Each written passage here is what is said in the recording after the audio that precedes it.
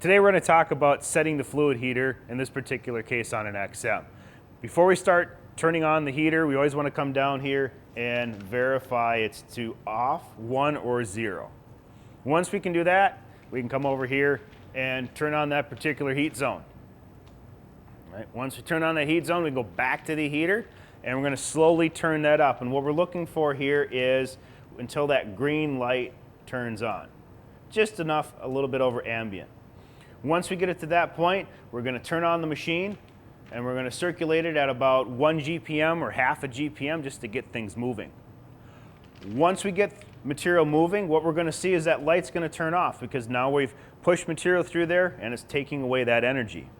We're just going to slowly turn it up a little bit more, and we're going to repeat that process until we're getting the temperature that we're looking for. Keep in mind that every time you turn it up, you need to give it more and more time because we're getting more and more heat into that material.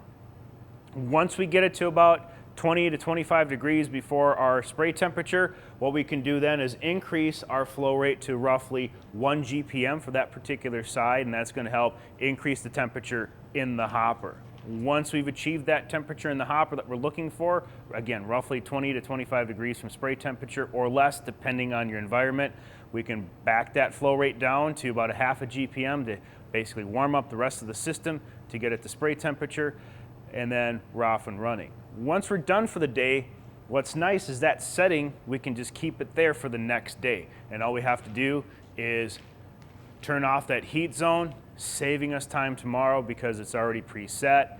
Also, it's a good idea to write down what that number is, so in case someone does come in at night and adjust it without your knowledge. From there, you're set to go.